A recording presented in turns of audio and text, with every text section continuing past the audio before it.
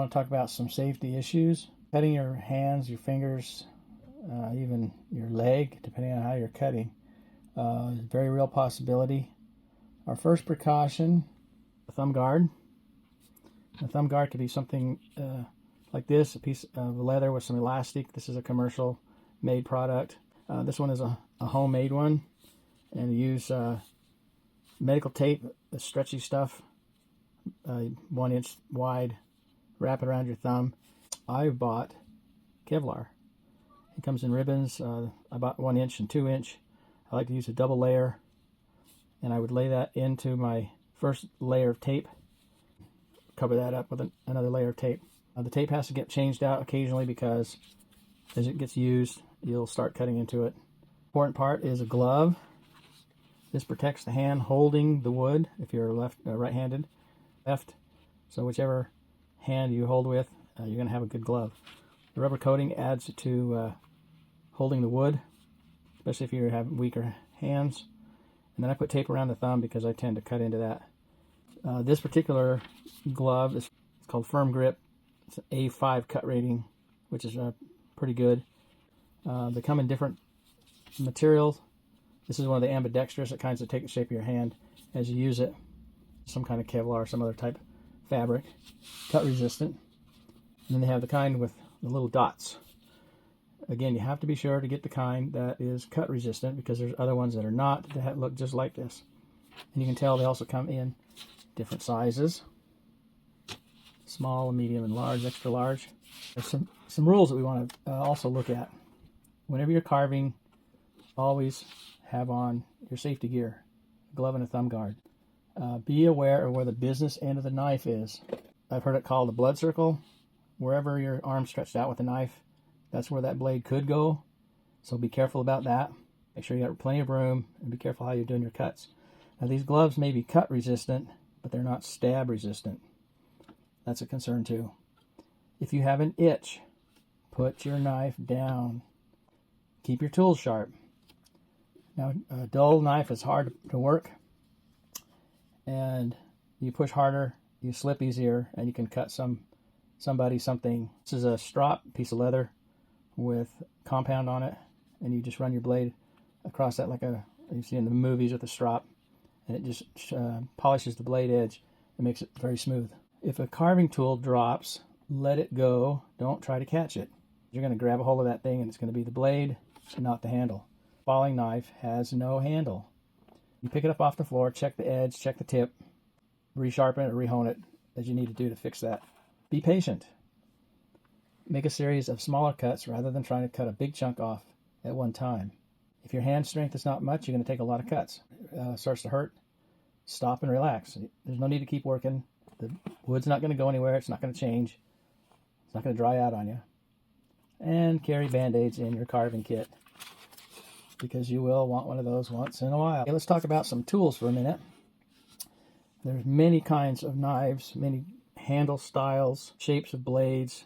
This particular is a Helvey carving knife. These are very nice.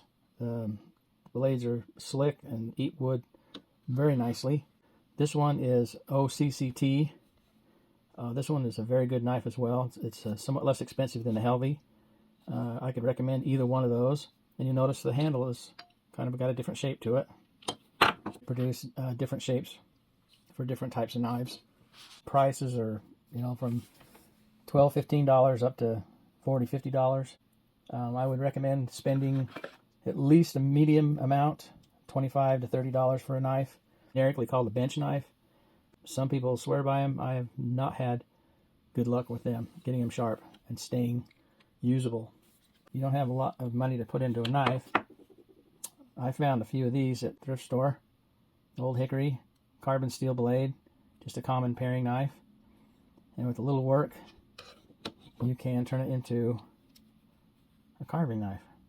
Maybe a smaller woman who can handle a small blade, small handle. Some other tools that are handy. Ruler. Now this ruler is transparent with a grid. Pencil, of course, and a clay needle. Little tool is really nice for transferring patterns, and we'll get into that in a little bit too. I'm going to put on my safety gear here and show you a couple of typical cuts that get used in carving. Now, an important thing about cutting wood, wood has grain. Even wood like basswood that's very tight grained, easy to cut, it'll still split along the grain. So and sometimes you can use that to your advantage. For instance, when I'm doing a slicing cut, this is the one that everybody knows because it just makes shavings. And you end up with a sharp stick at the end. The problem with this is, where does that blade go when it comes off the wood? It goes somewhere over there. And we want to control the knife blade, not just let it fly off the wood. There's a different kind of a slicing cut called a push cut. Holding the knife in your carving hand, this thumb holding the knife really doesn't even have to touch the knife. It can, but it doesn't have to. I like to put this thumb on the wood for some of the cuts. But in this case, my right hand, the knife hand, is going to steer, and my left thumb is going to do the pushing. Now when the knife comes off the wood, it's not going anywhere because I'm not using my elbow and my shoulder and my knife hand. I'm using my thumb to push. So I can just push. And the next one is a common one. Everybody knows about this one. And this is the one in particular that you're wearing a thumb guard. Okay? This is called the paring cut. This is one with the thumb on the wood. Put the knife on and you're going to cut towards yourself. Basically, all you're doing is squeezing your hand like so. And you're just going to pare that wood down. You can see when it comes off the edge of the wood that it could hit your thumb. That's why we wear a thumb guard. But if you keep your thumb below where the knife is going to come out, you're going to reduce the chances of hurting your thumb. Okay, now this cut that's here already is called a stop cut.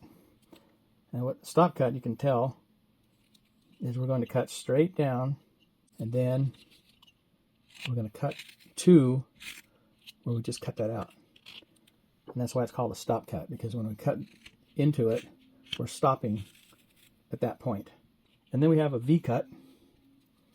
And a V cut gives us these little V-shaped cuts that can vary. It can be straight, they can be curved. We just cut into the wood. It's easier if you flip the wood over. Just try to find the end. And we're going to remove a piece of wood. Good for hair and beards, various other texture. And that's all for this video. Next one, we'll be talking about transferring a pattern and doing some carving. Thanks for watching. See you next Thursday on another episode of Carving with Grandpa Garth. Bye.